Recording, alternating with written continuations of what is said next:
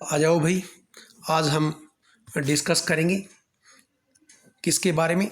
आज हम बात करेंगे हमारे जो सेंसरी ऑर्गन है ईयर के बारे में, और इसके अंदर हम वन बाय वन चीज़ों को डिस्कस करेंगे। तो सबसे पहले आपको पता है ईयर का हमारा दो काम है, एक तो सुनने के अंदर हियरिंग का, और दूसरा क्या है, बॉडी को बैलेंस मेंटेन करने का।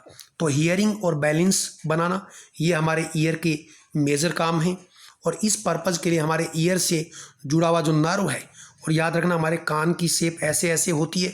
तो ये 8 नंबर, जैसे ये 8 लिखा गया, तो ये 8th क्रेनियन नर्व होता है, और इस नर्व को ही बोलते हैं वेस्टिबुलो कोक्लियर नर्व, क्योंकि इस नर्व की 2 ब्रांच होती हैं, वेस्टिबुलो कोक्लियर नर्व।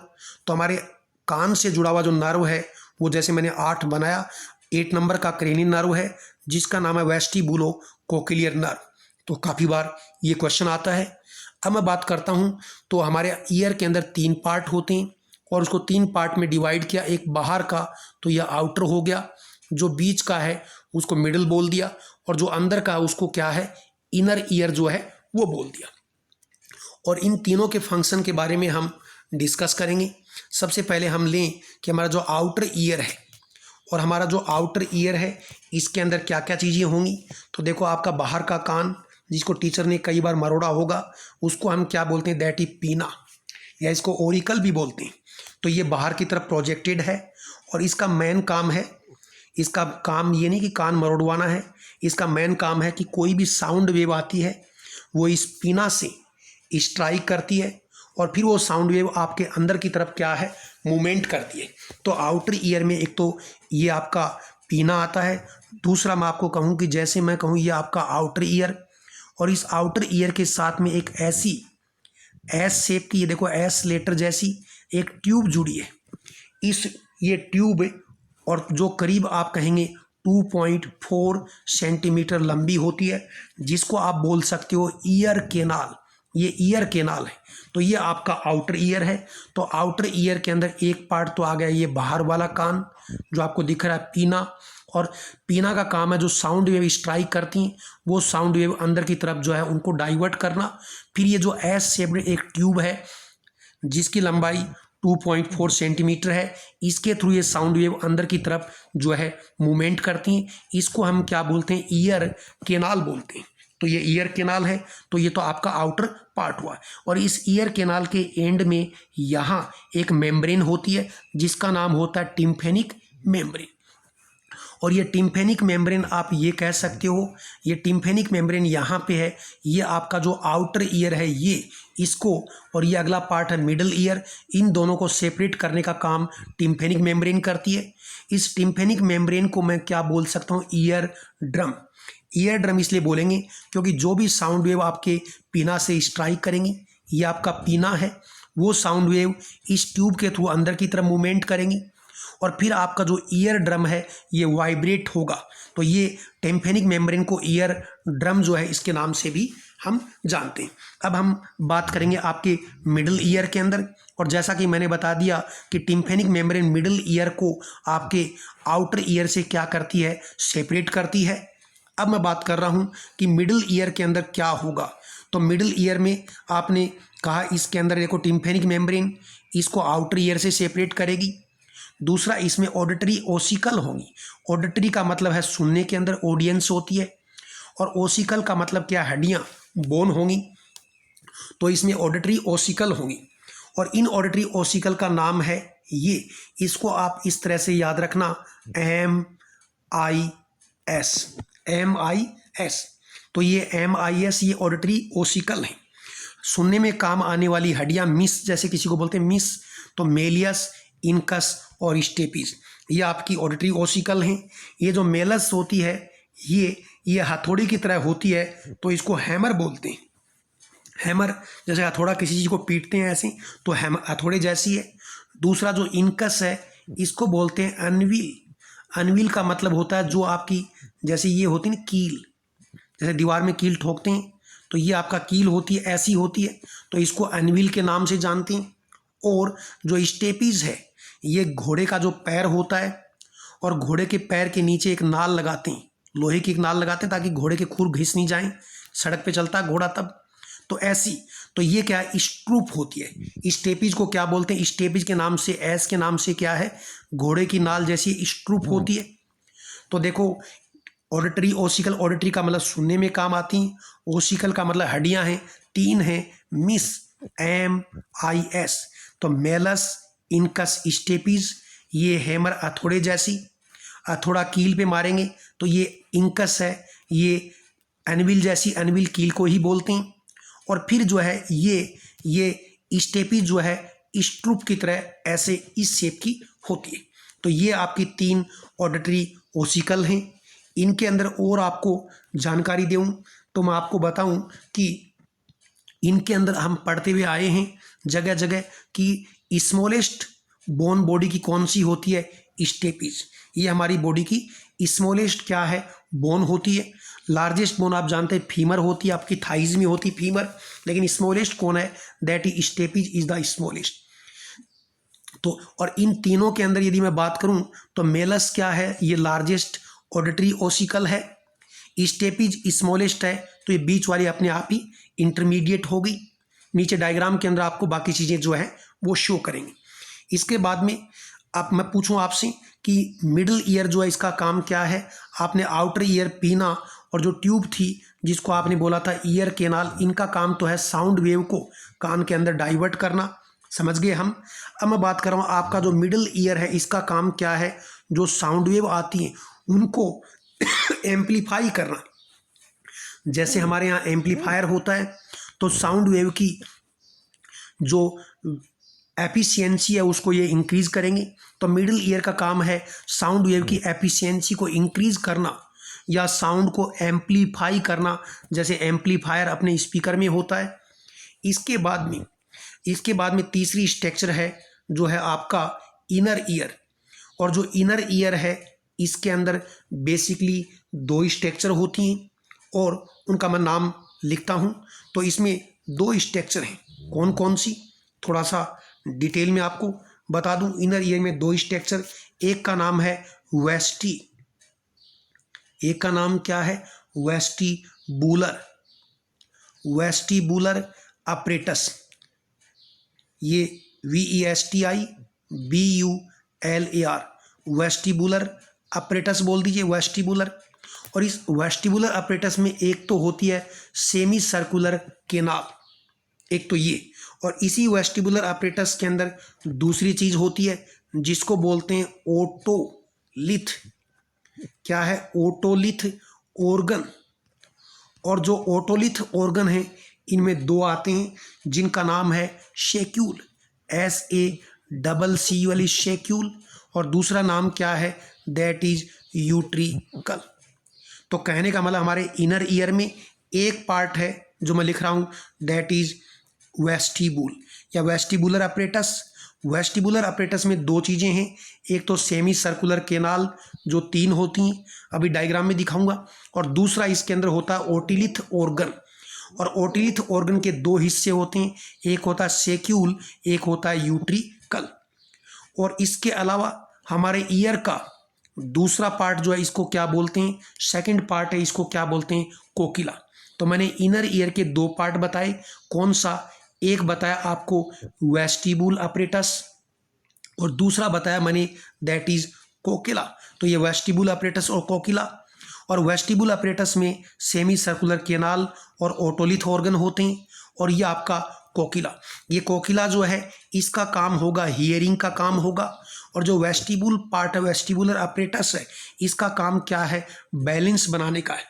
और अभी अभी मैंने बताया हमारे ईयर के 2 काम हैं, एक बॉडी का बैलेंस बनाना वो वेस्टिबुलर पार्ट करेगा, और दूसरा काम हियरिंग, ये काम कौन करेगा, कोकिला जो है वो करेगा। अब चलो मैं आपको ईयर का डायग्राम जो है वो दिखाता हूँ, जिससे आपके दिमाग में कुछ चीज़ें हैं वो और क्लियर जो है वो हो जाएंगी।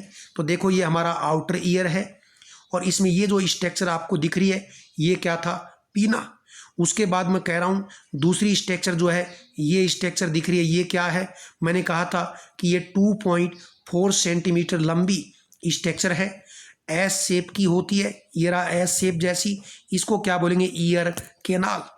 उसके बाद में मैंने कहा था ये एक्सटर्नल ईयर बाद में मिडिल ईयर स्टार्ट होगा। इसको सेपरेट करने वाली मेम्ब्रेन टिम्फेनिक मेम्ब्रेन, जिसको क्या बोल रहे हैं, ये रही ईयर ड्रम। ये आपका अब मिडिल ईयर स्टार्ट हो गया। मिडिल ईयर के अंदर मैंने कहा ऑडिटरी ओसिकल होती है मिडिल ईयर। देखो एम, आई और एस, ये रहा मिस मेलियस, इंकस, स्टेपीज। मेलियस को मैंने बोला था हैमर, तो ये देखो ये हथौड़े जैसा रहा हैमर।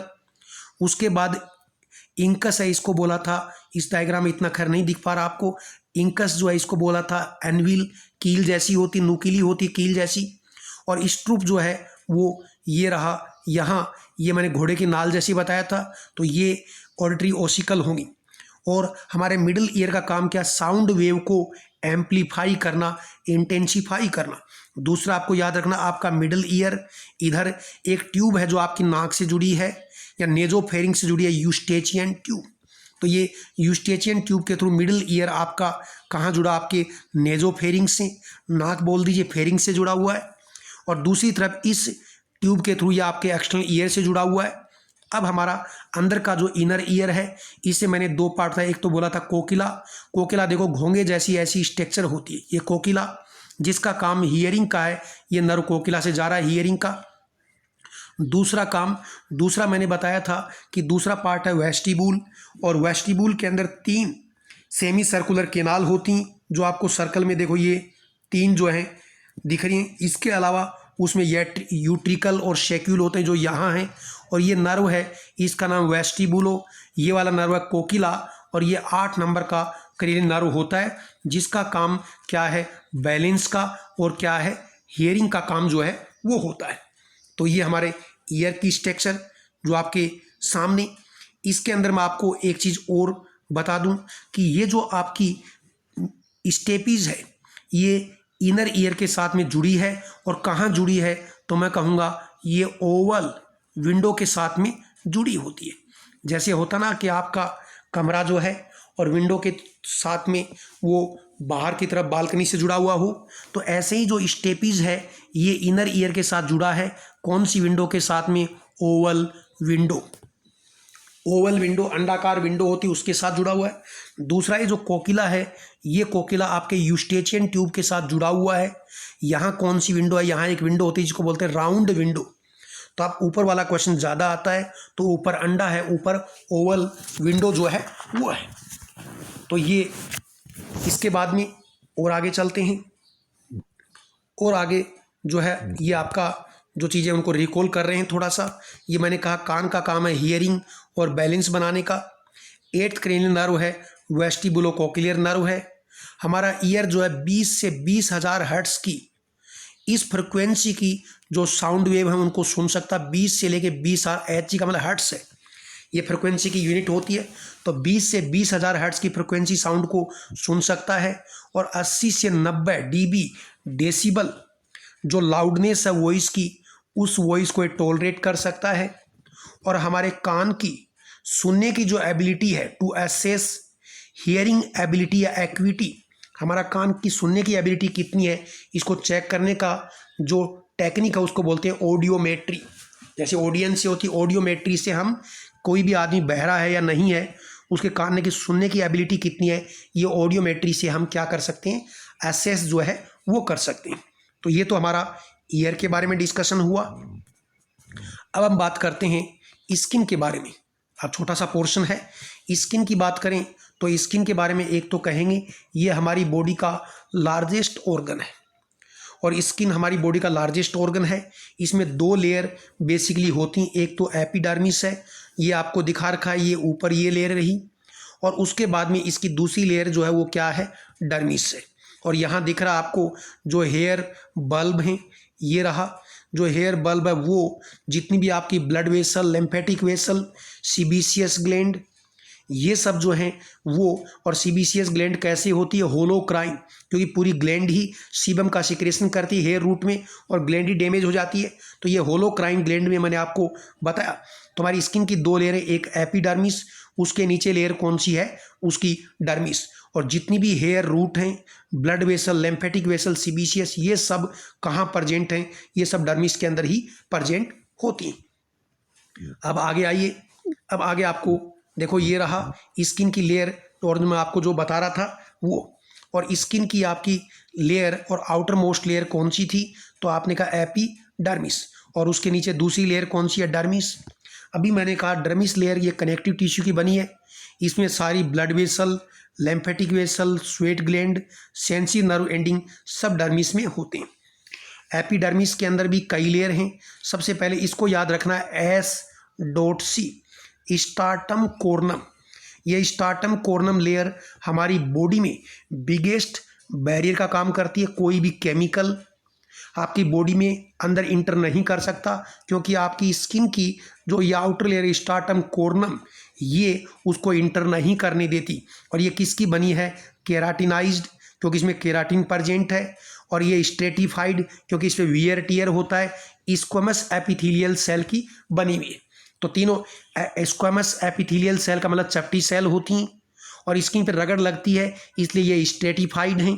और स्किन में केराटिन प्रोटीन प्रेजेंट होता है इसलिए केराटिनाइज्ड है।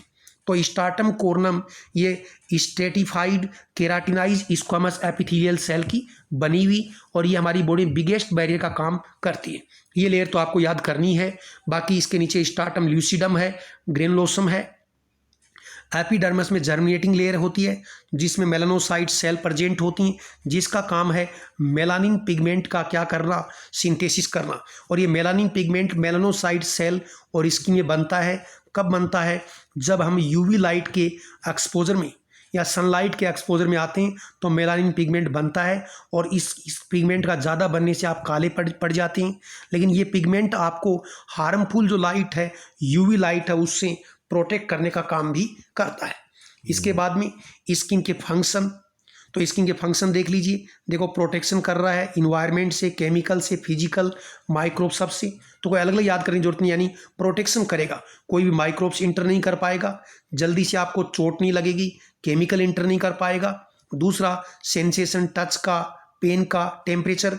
स्किन आपके टेम्परेचर को रेगुलेट करती है, क्योंकि स्किन के अंदर ब्लड वेसल होती हैं, और वो ब्लड वेसल डायलेट हो जाए तो आपका ब्लड स्किन के अंदर फ्लो करता है।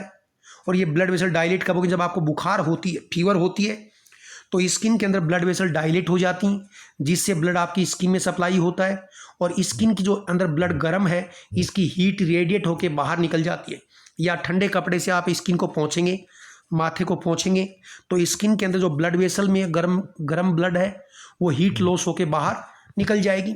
तो ये हमारे बॉडी टेम्परेचर को रेगुलेट करने का काम करती है, सेंसेशन का काम करती है, प्रोटेक्शन का काम करती है। और फिर मैंने कहा ये लार्जेस्ट बॉडी ऑर्गन है, और स्किन का पीएच जो है 4.5 से 5.5 दिख रहा है आपको। एसिडिक रेंज के अंदर इसकी पीएच जो है वो रहती है। तो ये आपका पार्ट हुआ स्किन। इसके बाद में नेक्स्ट है दैट इज अबाउट नोज। तो वैसे तो हमने नोज को रेस्पिरेटरी सिस्टम के अंदर डिस्कस किया है एक बार फिर, कि हमारी नेजल जो केविटी है उसमें अंदर की तरफ क्या है, सीलिया होती हैं। सीलिएटेड कॉलमनर एपिथेलियल सेल जो हैं इनकी लाइनिंग होती है। इसके बाद नाक एक है, तो एक नंबर का जो क्रेनियल नर्व है, ओल्फैक्टरी नर्व, ये जुड़ा है, जिसका काम स्मेल सेंसेशन का है। और नाक का काम बाहर से आने वाली जो एयर है उसको फिल्टर करता है, उसको वार्म गर्म करता है, मॉइस्ट करता है। और स्मेल सेंसेशन ये हमारे नेजल केविटी के क्या है, रोल होते हैं। और जो आपको पता नेजल केविटी आपके रेस्पिरेटरी सिस्टम का जो है पार्ट है। तो ये इसके अंदर इतना ही देखना था। इसके बाद मैं बात करता हूँ टंग। ये हमने डाइजेस्टिव सिस्टम में डिस्कस की है। और टंग आपको पता है ये वॉलंटरी मसल हैं, वॉलंटरी स्केलेटल मसल होती हैं, क्योंकि इच्छा से मूवमेंट करती, पीछे की तरफ हायोइड बोन से जुड़ी हुई हैं। और टंग का मूवमेंट जो है हमारा एक नर्व होता है 11 और 12 नंबर का क्रेनियल नर्व, ये क्रॉस करते हैं, 10 होता है, 11 और 12, जिसको हाइपोग्लोसल नर्व बोलते हैं। ये टंग के मूवमेंट के लिए रिस्पॉन्सिबल है। और जब हम खाना खाते हैं, रगड़ लगती है, तो टंग के ऊपर स्ट्रेटिफाइड स्क्वैमस एपिथेलियल सेल की लाइनिंग होती है। और जीभ का काम है, देखो, टेस्ट सेंसेशन के लिए, टेस्ट आता है, दिख रहा है, स्पीच में बोल रहा हूँ, खाना निगलते हैं, खाना चबाते हैं, च्यूइंग, इन सब में हमारी टंग का रोल है। फिर हमारे टंग के अंदर क्या है, कीमो रिसेप्टर, जो पेपिला होती हैं उनके अंदर कीमो रिसेप्टर होते हैं। और जो भी खाना खाते हैं उसमें जो केमिकल होते हैं वो केमिकल घुल के इन कीमो रिसेप्टर को एक्टिवेट करेंगे, और उससे हमारे पास को टेस्ट के बारे में एनालिसिस होगा। और टेस्ट का जो परसेप्शन है कि किस तरह का टेस्ट है, ये हमारे ब्रेन का लोब होता है, पेराइटल लोब, जो मैंने आपको CNS में बताया, और पैराइटल लोब के लिए मैंने बोला था आपको T T T और P। तो ये टेस्ट है, टच है, टेम्परेचर, इन सब का सेंसेशन जो है पैराइटल लोब में होता है, जो सेरिब्रल कॉर्टेक्स का हिस्सा है या सेरिब्रम का हिस्सा है। तो हमारा जो सेरिब्रल एरिया है, सेरिब्रल बोल दीजिए, सेरिब्रम बोल दीजिए, इसका लोब है पैराइटल लोब। उसमें 5 लोब होते हैं। ये पैराइटल लोब जो है ये टेस्ट सेंसेशन का काम करेगा, और आपकी टंग जो है उसके ऊपर टेस्ट सेंसेशन जुड़े हुए क्रेनियल नर्व हैं, 7 नंबर, 9 नंबर और 10 नंबर, ये नर्व टेस्ट सेंसेशन से जुड़े हुए। फिर आप जानते हैं कि आपकी टंग का जो फ्रंट हिस्सा है, यदि मैं टंग बनाऊं और हमारी जो टंग है इसका जो फ्रंट वाला जो एरिया है, ये इस टिप के ऊपर, यहाँ इस टिप पे आप टेस्ट कौन सा फील करते हैं, स्वीट और साल्टी। तो जब भी घर में हम रसोई में जाते हैं और बच्चे थे, छोटा कोई पाउडर मिल जाता था, जीभ निकाल के चेक करते थे नमक है या चीनी। तो स्वीट और साल्टी टेस्ट के लिए ये टिप बताता है। कोई खट्टा टेस्ट होगा तो साइड में यहाँ सार टेस्ट, खट्टा टेस्ट साइड में फील होता है। और यदि बीटर टेस्ट है तो पीछे की साइड में, बैक साइड में बीटर टेस्ट के बारे में आपको फीलिंग आती है। तो ये हमारा टंग के ऊपर जो टेस्ट बड हैं उनके बारे में। तो इसी के साथ ही आपका जो ये पार्ट है वो सेंसरी ऑर्गन का कंप्लीट हो गया। इसके बाद देखो आपके सामने ये अपने नोट्स के अंदर 1 वर्ड लिखे हुए हैं जो कि बहुत बहुत इम्पोर्टेंट हैं, और हमने इनको टॉपिक वाइज जो है वो लिखा हुआ है कि सेल के, इसी तरह से आगे आप इसको स्क्रॉल डाउन करेंगे तो सेल के बाद ये आपके टिश्यूज़ के आ जाएंगे। तो मेरी क्लास के साथ साथ ही आपको इन 1 वर्ड को क्या है देखना था। तो ये 1 वर्ड हैं, तो मोस्ट ऑफ द क्वेश्चन जो हैं इन्हीं 1 वर्ड में हमने कवर करने की कोशिश की है। ये टिश्यूज़ के 1 वर्ड आ गए। इसी तरह से आपके जो स्केलेटल सिस्टम है उसके हैं, तो इसके अंदर बहुत सारी चीज़ें आपकी कवर होंगी, और जो क्लास ले चुके हैं उनका रिवाइज होगा ये ब्लड के बारे में। तो ये सब सिस्टम के बारे में इन सबको करना है। और लास्टली इस सीट के अंदर आपके MCQs और दिए हुए हैं, उनको करना है। आपको MCQs की जो अलग से सीट है वो भी आपको दे रखी है, उनके क्वेश्चन करने, इन सब को कर लेंगे। और अपना जो यूट्यूब पे डिस्कशन आ रहा है उसको भी करना है। इन सब को आप करेंगे तो आपका कोई सिंगल क्वेश्चन भी नहीं होगा कि वो आपके कॉन्सेप्ट से बाहर जाएगा। तो इसको पढ़ते रहिए। इसी के साथ धन्यवाद। अगले सब्जेक्ट के अंदर आपकी सीट के अकॉर्डिंग अगला जो सब्जेक्ट है वो आपको पता है, वो आपका इनऑर्गेनिक केमिस्ट्री है। इसी सीट के अंदर उस इनऑर्गेनिक केमिस्ट्री का जो पार्ट है उसको हम अगली सीट के अंदर जो है वो डिस्कस करेंगे, जो आपका कंटिन्यूएशन में चलता रहेगा। इसी के साथ ही आपको बहुत बहुत धन्यवाद।